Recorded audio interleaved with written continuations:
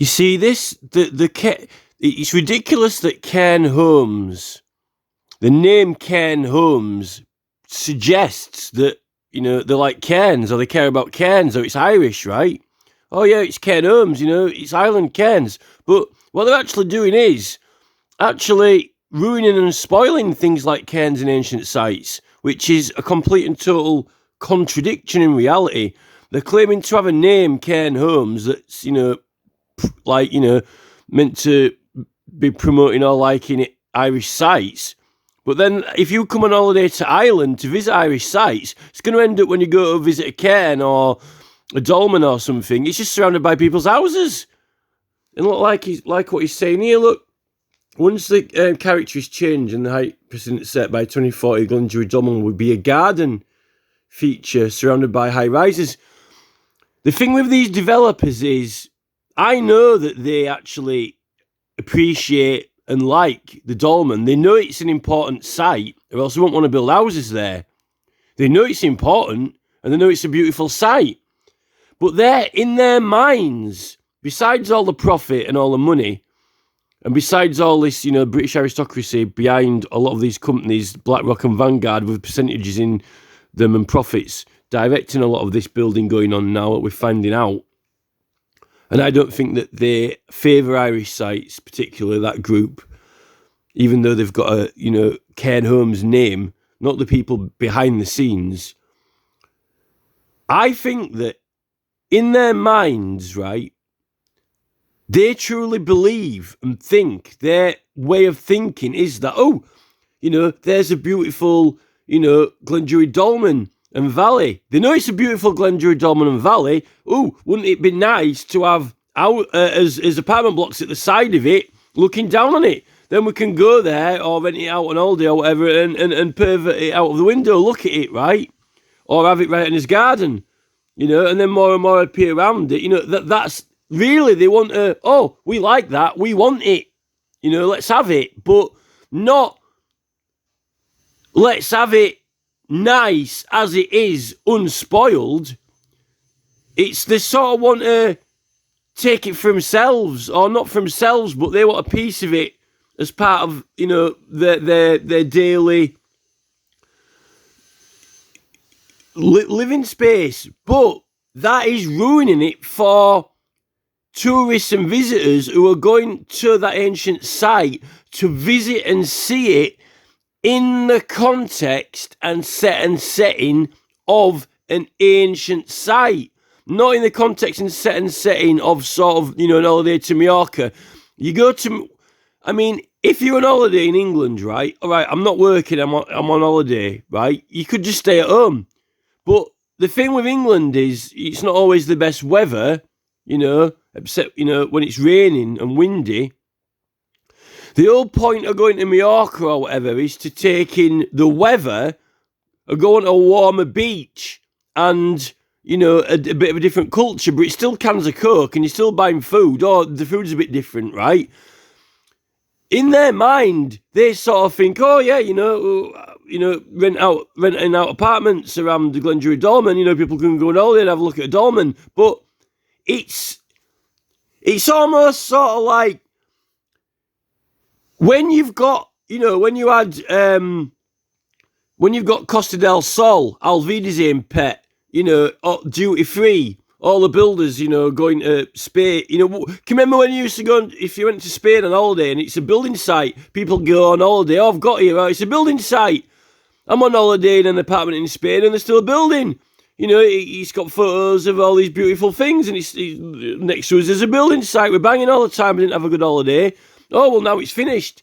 The thing is, let's go and see a beautiful dolmen, right, in Ireland, in its natural setting. Oh, it's surrounded by apartment blocks, people hanging out the windows, sunbathing, or, having an argument on the balcony, or God knows whatever, watching TV, or they've got the music blaring out, might not even be Irish music. It's just the mentality of it.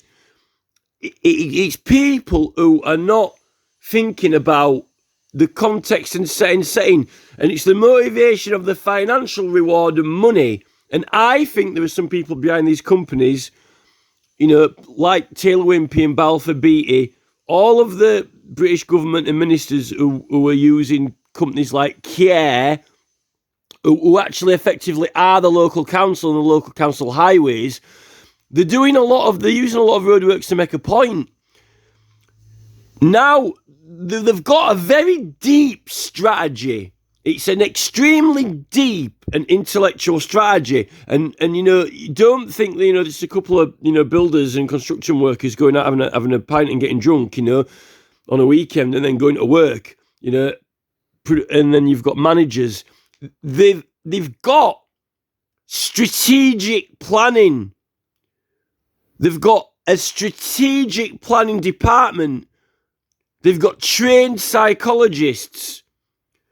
When they're using slogans, when they're using advertising, everything is strategically planned to try and affect the consciousness and perspective of the public. And unfortunately, these massive, huge companies do not have a regard or respect for the countryside. They just want to try their best to implement and fit their projects into and around the countryside to make a profit, to be appealing to the people who are using and buying those apartments, but not to the actual local people and to, people who are going somewhere for a historic or tourist reason.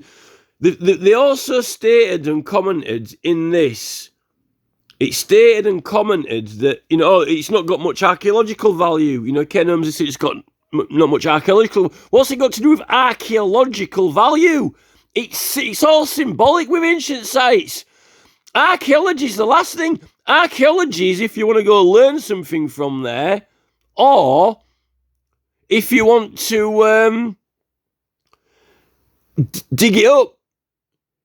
These ancient sites aren't about digging something up or finding something else. It's about what it actually means. It's about what it is and means. Look at the archaeological value at Castle Hill at Huddersfield, right? So, before there was even any excavations on Castle Hill at Huddersfield, they built the Victoria Tower exactly over where there's meant to be a geological fault line and evidence of a past religious place or site of worship actually on the hill fort. Yet they built the Victoria Tower exactly over the top of where that is, right? And then in 1954, when Varley started excavating Castle Hill, actually excavating it, after the tower's built over one of the main interest areas, then the war breaks out for 6 years, and it disrupts what Varley's doing. He never acknowledges the Warrior's Tomb site. And what happens there? By 1954, before he's even finished excavating Castle Hill, they build an housing estate on it. Yet, looking at the site, the mound, in relation to the hill and the landscape around it, it's got all the signature and traits of, obviously and clearly, the Brigantes headquarters. Where else could it be? And where else would it be, given that it is the birth of the sea route to the ocean? And it's not the Thames, but in prehistory, the Thames are all around, it was all floodplains, so you wouldn't have been able to go around the Thames anyway in prehistory. That river, the River Humber, is a major river. Just looking at the landscape, there are some people who just don't have the ability to read the landscape and the meaning and symbology and actually understand how important it is symbolically. Therefore, in heritage and ancestry, and actually in the way of life and education. It's actually educational in the setting of the landscape because it says something and means something, right? Now, going back to Glendruid Dolmen, actually, if it wasn't for this dolmen in Glendruid, if it wasn't for that dolmen, in the crack with the knobble, which it's clearly feminine to identify, and it needs to be identified as like a female symbolic site. I don't know whether you want to call it female fertility, but it's not just the birth of life, but the passing away as well, or even the celebration of life. If you want to have ceremonies there and go there to remember the past ancestors and where we come from, where do we come from? How did we get here? Right? It's like the mother. It's almost like the mother on the face of the planet, you know, coming out of the earth. That means something. And there's a natural balance in that as well. Now, if I hadn't found this Glendruid Dolmen site and started helping them protect this site, right, then I actually wouldn't have realised about our site as well, because our site is in a valley. And actually the entrance to that valley is the shape of like the Irish court tombs. It is that shape with a river running past the front of it, and also a river a small river used to run down the middle, but in prehistory it was a bigger river and actual floodplain that sometimes flooded and other times didn't, right? And it's a huge knobble because it's not just a little dolmen in there, it's a 40-metre high liberty-shaped mound or heart-shaped mound. And that is in a female-shaped valley. Now that I've seen the Glendruid one, it took me a while to realise it. And then you've got the two Long Barrow, huge hillfort mounds, which are almost like sperm-shaped, in between there and the Pennine Ridge, which is the source of the river, which comes towards it and flows past it. That is a very, very, very prominent deep symbolic meaning, our entire valley. Now, you should be able to work out that from things like the sheen and the gig and things like that, and even the shape of the actual cairns themselves. Like when you've got Newgrange, Noaf and Doaf with the river flowing past it, they're all like, one of them, Noaf, has got all the smaller like children mounds around it, right? It's almost like a feminine group of foragers together with the children around it. Our sites have got similar meaning. Now, the thing with these developers is I don't think they can really recognise that or understand the importance of it, yet they deny a lot of the knowledge that they have because they do know about symbology and meaning. They've got strategic planners and psychologists, and as it turns out, the majority of these large development companies and developers, who are all friends and associates and network together, go to exhibitions at NEC and things like that, you know, they've all got, like, it's almost like a football league, really, but with construction. The machine developers, all this and that. The companies are all owned by BlackRock and Vanguard, which ends up to be the British aristocracy. So you're going to have a hard time objecting against them, particularly when they've passed laws in Ireland where they automatically get permission. Each building development that doesn't need permission is literally like a bomb going off. Boom, boom, boom. I think it is very obviously kind of like the reverse effect of the Arndale Centre. There's something in that. And I think it was an idea and intended to be like that. And one thing that I know through my research of our area is that heritage sites have been spoiled and ruined. And it's because of the heritage, who we are and where we're from. Particularly like in our area, there was a liberal movement and that was the opposition. Now the liberal movement has been eradicated, erased. And it's been replaced by Labour, who aren't for freedom and liberty, really. They're for serving. They serve the Tory party. They're their servants, really, because that's what they do. They fulfil that role of service, you know, in the factories. And it's the actual role of service in the contractors and developers who are all the, you know, this BlackRock and Vanguard place that is literally owned by the aristocracy. It's like, the size of it is like, it's got the GDP of a country. The size of it financially, it's bigger than most countries. Even some of the bigger countries, it's so big, right? But where are its people? Well, its people are global everywhere. And it sees the equivalent of, in normal society, we're meant to have a voting democracy, right? Where the electors, and we vote people in to represent us in government, supposedly represent us and our interests. But the franchises end up taking over, and you vote for a franchise, and the franchise does what it wants. Well, what is a franchise? Well, it turns out that the franchise, the business, it's really one business that is BlackRock and Vanguard that it wants to do, and you don't vote on what the aristocracy does when it's not at work, when it's at home, because it does what it wants to do. And it's actually directing all these companies. So, effectively, once you are under employment in service at work under directors and managers, you're under a regime of you get told what to do. So you don't have a vote or option when you're at work because you're not voting for what to do. You don't tell the company boss and executives what to do if you're on the factory floor.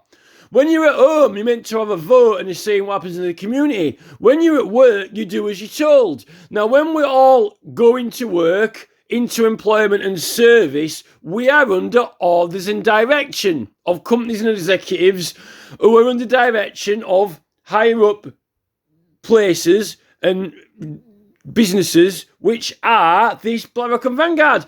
I know what they're doing. It's the Enterprise.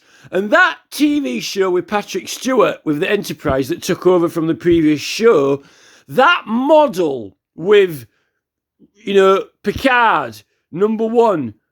Picard gives the orders. They have the Enterprise. Everyone's under command. Impulse power, warp speed.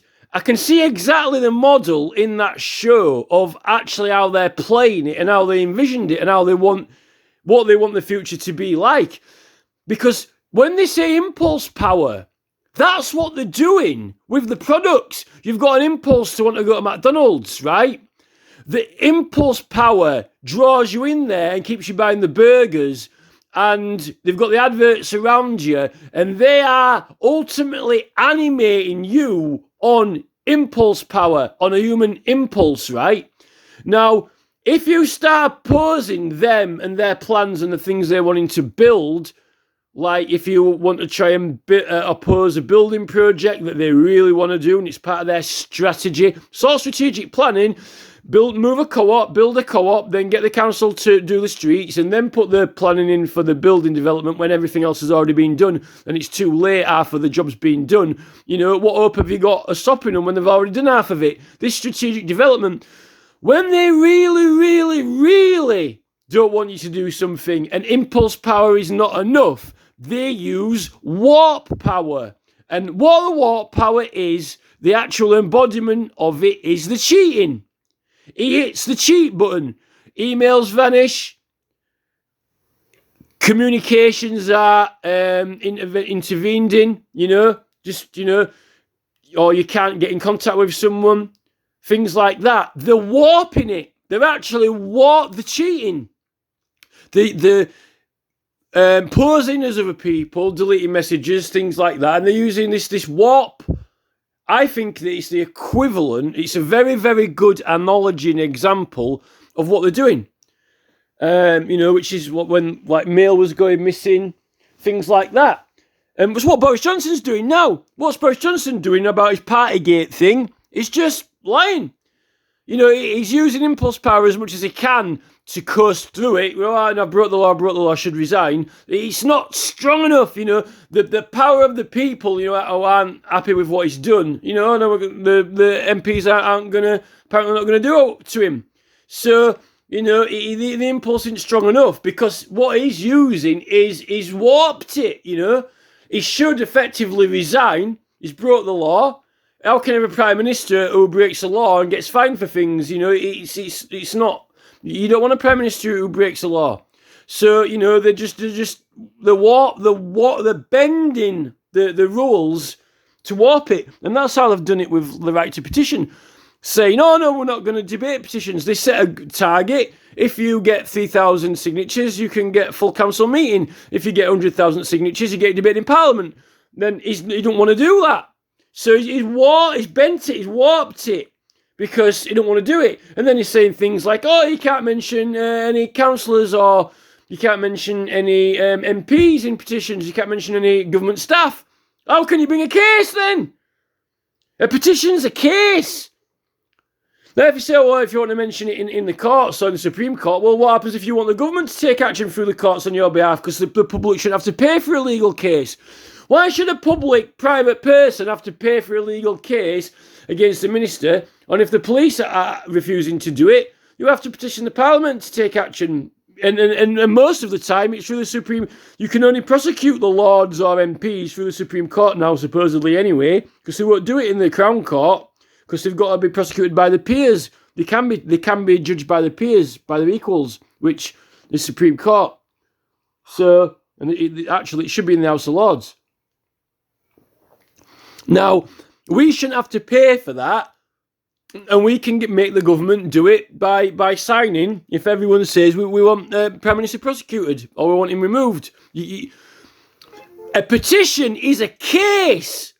It's a case to Parliament, not a case to the Crown Court, not a case to the Magistrates' Court. It's a case. Now, if you can't mention people in a case, how can you bring the case? You have to. How do you get a petition for divorce if you can't mention who are married and who's getting divorced and who's had an infidelity with when they have to be named? It's a case. Parliament are even trying to say a petition is not a case. They're using warp power. They bent the rules, so it's like a warp hole where they're just managing to coast along and ignore it and full speed ahead with the plan. But the majority of the time they use this impulse power, which is a deterrent, which is either ignoring you and hoping you'll give up, or writing off blag letters when they just, evade the subject or the point and hope you'll sort of give up. It's an impulse. You're full of energy, you're really annoyed about an issue, and you're like a little rabbit ready to go at them, like, and then, you're eager, and after a while, they wait till you've warmed down or given up. But yet they're using all these impulses around everyone with each of the adverts. If you're trying to get an entire village to oppose something the council are doing, the next thing, stories are popping up on calendar news, with everything's being mentioned, they're picking stories, and it always has some sort of incentive in it that seems to be very conveniently, a deterrent to get the village to come on your side with something, if you're trying to, if you want to, it's like with that Cyril Morrissey from, it's just like that, when, for Lib Dems as well, he was doing really well in Sunderland, and then a little baby with the same name got hit by a car or whatever, and it's in the news. Now, what are the chances of that? It puts everyone off. The Lib Dems, it's like that, and that's more warp power that they're using to get these stories out there and these incidents. Just like Diana, they were using warp power then, manipulating news and incidents. No one knows exactly what happened, but it's suspicious. It's got suspicion written all over it. Is she somewhere under another identity or whatever? There's definitely something not right. And there's definitely something been going on. And these ancient sites, it is the opposition. It's the conquered. These are the actual ancestors and memorials and the landscape and symbology of the people that they conquered. But in Ireland, Ireland's not part of England now. But yet, through this aristocracy that owns BlackRock and Vanguard, it doesn't need to have Northern Ireland or Southern Ireland anymore. And it doesn't matter if it's the EU or Russia or Ukraine or America, because it has infiltrated every country through the business and commerce. I mean, the Russian government, they've just, McDonald's has pulled out of Russia now. Well, they haven't pulled out, they've still got burgers chains, but it's not McDonald's anymore. They've pulled our McDonald's signs down. All these businesses and companies are there regiment? Are there people while they're under employment because they're getting told what to do by their employers, and they're using impulse power of the news and TV and newspapers to give people reason to go along with it, or even to agree with it and support that cause. It doesn't matter whether they support the cause or not, because when you're at work, it doesn't matter whether, you might be making things that are unhealthy for people all day, but it's a living, how else are you going to earn money? That's the problem. And then they're building houses, and then they're wanting to put them next to ancient sites. There shouldn't even be any archaeology really going on at religious sites, because they're meant to be there. It was built as a monument and preservation of the remains of the ancestors, and to go and remember them and be close to them. You shouldn't really be digging them up. It's like digging Cromwell up and dragging his bones around. Do you actually go there for the memory?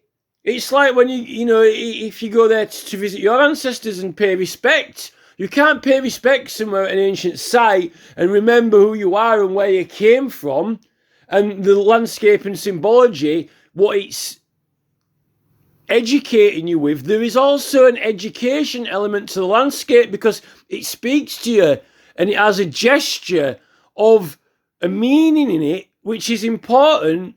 And it's that as well that needs preserving, which you can't do when you've got these, buildings over. And the actual buildings themselves, it embodies a meaning. And Cairn Homes and all these other companies, they know very well what it means. Some of them play stupid and say they don't know what it means.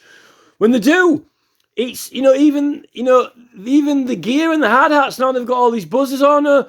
And there's always an alternative reason why they give excuse to it. Like all these fork trucks and trucks have got beeping noises on. Oh yeah, it's for safety. It's not only for safety. There are people riding around in fork trucks when there's not even anyone within half a mile radius, walking around, but yet it beeps. But yet people in houses half a mile away, they're hearing this beep all the time, It's almost like if you want to object to building sites and you want to oppose against building sites, you can't complain to the council about the noise. You haven't got any power to now. And then, now they've got all security and site protection against all protesters. Then they've got these beeping noises. It's almost like the seatbelt making you comply with the machine. To me, all the beeps and buzzes and noise now, it's got to that psychological element. And that's what Elon Musk is on with his, neural net. But we think that the machines aren't already giving out directions. But yet, when your alarm beeps on your watch, you might want to be reminded of something, but it's still beeping. That's an impulse power, really. When your alarm on your watch beeps, "Oh, kids, it's time for bed now," the actual watch, the clock on your wrist is just, giving you the impulse to send your kids up to bed, which, I just remembered that because I was watching the Time Bandits last night, and there's a lot of although this, what I'm saying now, I'm not the only person to think it. I'm not just like someone coming out with it when it's a random load of rubbish. If you watch that Time Bandits movie, for example, that Jerry Gillingham one, I think it is, there are themes in that with the influence of the game shows and things like that, which have, quite sinister effects on us. People are aware of these forces, but yet, the other people, want to just get carried away with it. It's called the mainstream, Cannot carry on going to McDonald's, pressing the buttons on the screen. There is a future in that, and there's no argument that, there's convenience, but a lot of those foods aren't the best foods that we could have to offer. There are lots of foods that we should be eating at the moment, what we should be growing, what could be actually improving people's intelligence and awareness levels, rather than putting us into like the zombie mind and the zombie state and just going along with what we're told to do all the time, when half of the time, we end up destroying each other. People need to be having meetings and coming together and voting on certain things, what should be done in villages, and give their input. And if they feel strongly about something, why they think, this shouldn't be done or that shouldn't be done. Not just being under employment under a regime, and then, your boss tells you to go in and, build all there, and then it upsets everyone. and then they wanted to take away your right to object to it. It's a regimented deployment model, yet its own objective, its own meanings, it itself means something as it's working and spreading. It's another victory, and the symbol of the victory is actually there. It's actually a victorious symbol, like planting the flag on the moon. And that's why the Glendruid Dolmen shouldn't have these apartment blocks built around the perimeter of it. And the perimeter of it could have a much better project to do with education, or even memorial to remembering the history of those people. Because I think my evidence is that there's a blatant disregard for the heritage and history of Ireland from the people who are behind and orchestrating these BlackRock and Vanguard companies. Because I've seen it here, it's happened, And when it turns out, you get mysterious things happening.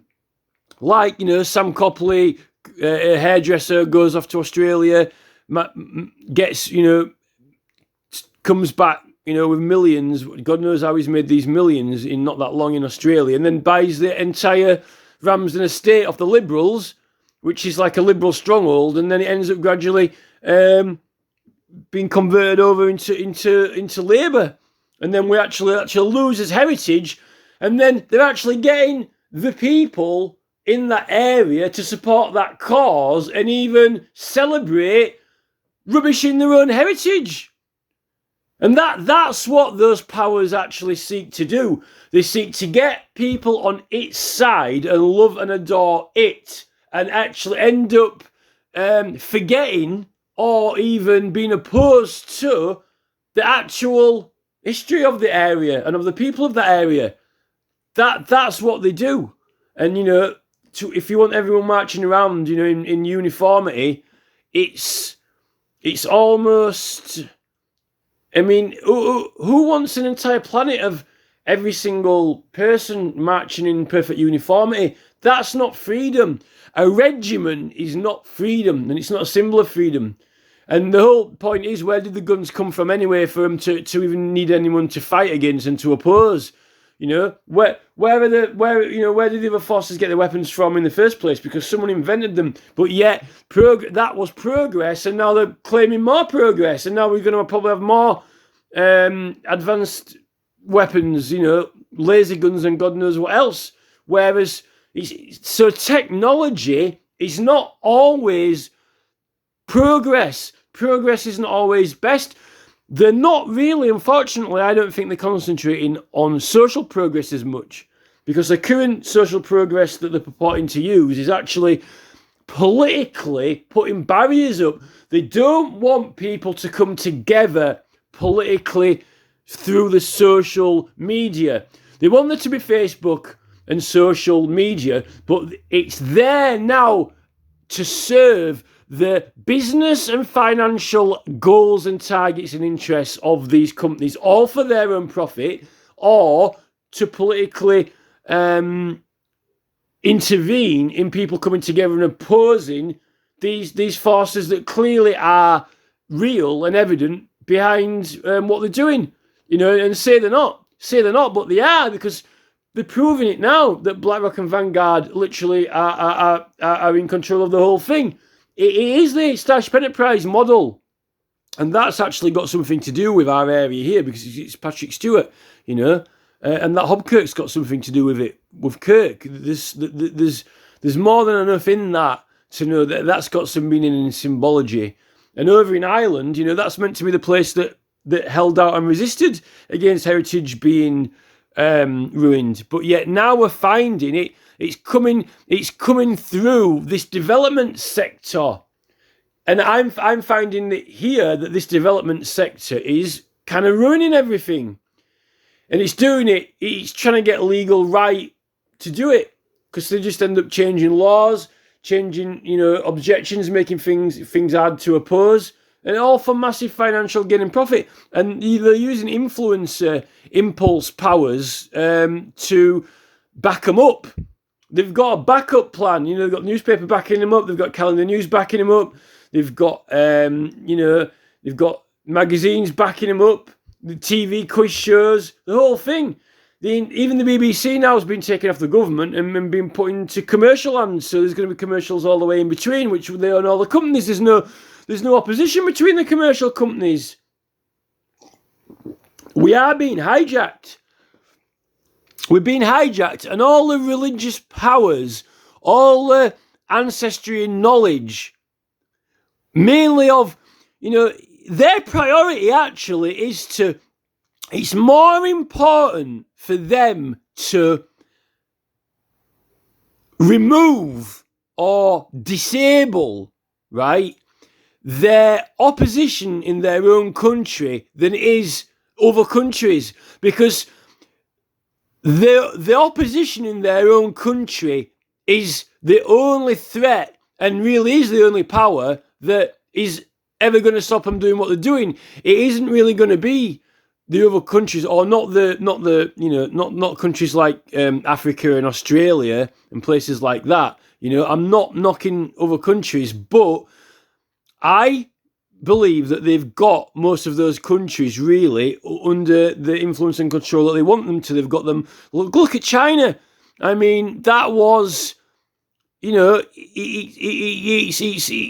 technological advancements there are, probably one of the most advanced on the planet. But yeah, why is it when they're launching rockets and missiles, it blows up as soon as it launches? Probably because Vanguard and BlackRock are in control of the Chinese military, even though they won't acknowledge it, Or I'm not even aware that they're in control of it. They're using influencers to control what they do, which is what's happening with Russia and Ukraine now. And it's actually, this is important because this is right near home. This is our own ancestry and culture, and we're the people who are opposing it, and we're having a hard time doing it, because, they're making all these regulations and rules up so we can't stop them, I mean, how ridiculous is it that they automatically get permission for something? It's just ridiculous, So it's the motivations behind it. If they get this through, it will mean that, nothing in Ireland is sacred anymore. No ancient site is sacred. Nothing matters about ancestry. Build shopping centres around the dolmens, no more, you don't go to your ancestors, to rest in peace, for memory. It's all, it's kind of like this. Instead of marching soldiers up and down, drilling in the yard, or even sending them out, abroad fighting, it's this military. It's like there's a shop. It's almost like a military drill. Is going to the shops, get some shopping, go home, going to the shops, and it's all an addiction. And it's all the impulse power comes through the television and all the commercial adverts. And then if we try and do something about it, then they just get the celebrities to rubbish us, they're slipping in stuff, cues and stuff like that, attacking individuals. Extinction Rebellion have said that, have confirmed that, because at the end of the day, there are only certain individuals left now who are actually standing up to them and opposing them,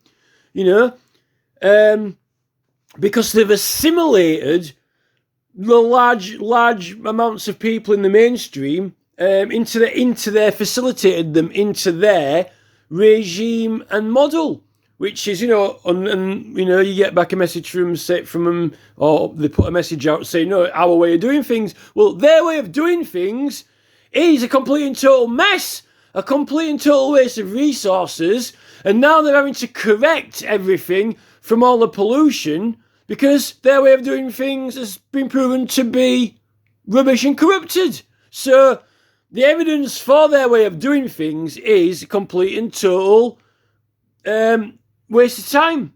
It's just rubbish. Half of what they claim for progress is not progress. If they'd have been more concerned about social progress and social equality back in back in 1800 or 1900, then we won't be in this, we won't have this problem or this issue. That's the problem. And now they're bothered about it, Or every single technological invention is not progress, because some things are a bad idea, and they like doing certain things because it might give them an advantage or an edge, but yet the detrimental effects of it on everyone are not worth doing it. It's like, how many places are there with a valley? If you want to build apartments looking down into a valley, what doesn't have an ancient religious site in it, then there are numerous ones. So why not just go build them there? Why is this Cairn Homes seem so obsessed with wanting to build it there? It's because it does mean something. I think that Cairn Homes know it means something to have it there. It means something for them that they want, which is actually going to ruin the place of what it actually is. And they're even posing under the name of Cairn Homes. I think they actually think, we're Cairn Homes, so we've got all our homes next to cairns and ancient sites, that is ideologically defective, because then that means their goal and ideology is to spoil and ruin ancient sites, but yet, they'll claim that our houses enhance it, but it doesn't. It might, for the people who are buying a house, we've got next to an ancient site, How about if we go, this is a thing, right? If you go to Ibiza, right, why don't you build an oil rig, right on the beach, right? Go to Ibiza, right, where everyone's out on the beach, or go to Hawaii, right, North Beach in Hawaii. Why don't you build an oil rig, right, a quarter of a mile out to sea in Hawaii, at North Beach, because of the North Shore? Then you can, everyone can sit on it and film and watch surfers, but then you get the surfers complaining that it's ruining the natural ocean and the natural waves and the natural vision. Why not build an oil rig next to Richard Branson's island? He likes looking out at the open sea, the plain level flat sea with a couple of yachts on it. Well, why not? Branson's Island's nice. I won't mind having an apartment there. Let's build an oil rig with some Cairn Home apartment blocks, and we can all, look, there's Richard Branson's Island. Look, let's have a look through binoculars. He's taking his shorts off. Ooh, put him back on again. That's literally what Cairn Homes are. That's their ideology, It's like, there's a beach in Ibiza, I got there, and there's a building site. It don't look like that in the brochure. Well, we haven't finished it yet. Well, we're finished now. All right, then, okay. So I'll go to Ibiza, and they finish the buildings. Somebody's put an oil rig on the beach. I'm just going down to the beach to go in the sea, and there's a massive oil rig there, with loads of machinery going, the guys on the oil rig want to, while they're working all day, they want to have a look and watch Toy walking up and down on the beach. That's sort of, that's it. That's sort of the thing, the way that Cairn Homes are thinking. There's a nice Glendruid Dolmen Valley there. Let's bang a block of flats next to it. That'll give, people will buy them then and like going there.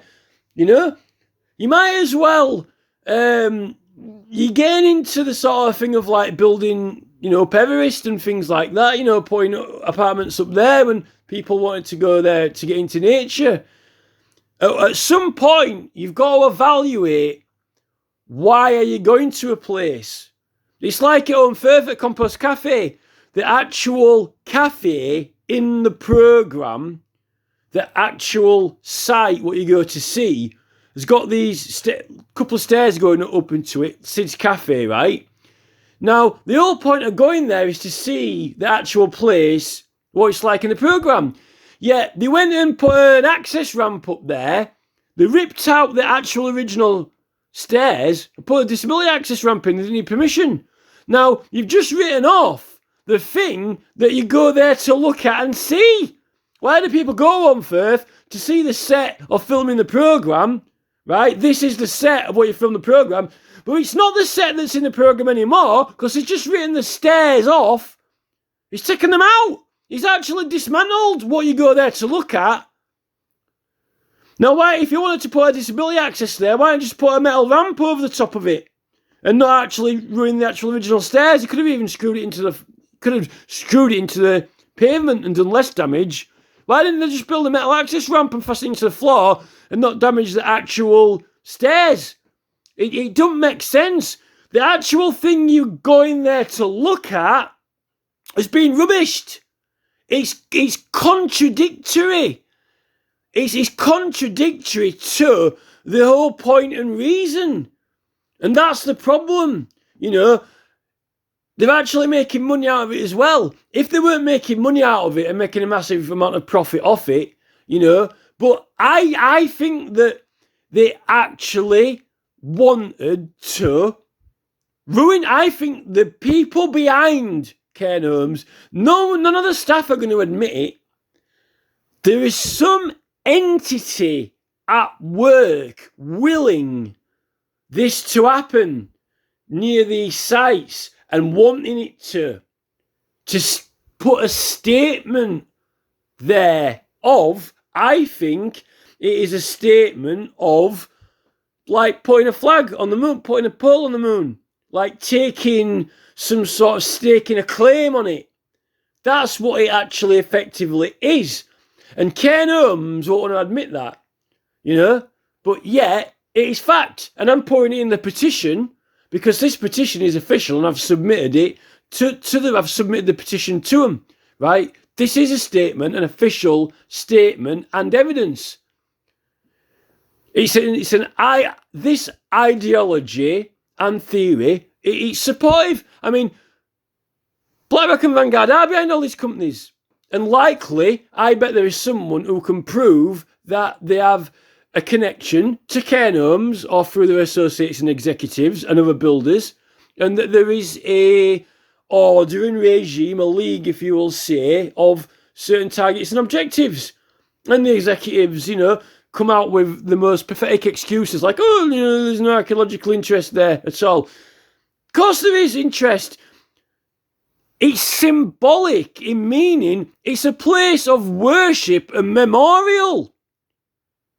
That's worth more than any archaeological digging interest anyway, because it actually is a religious site for use. It's not a site like an ancient hill fort or something that was there before, and it's not in use, even though that's heritage sites are protected anyway, because it's history.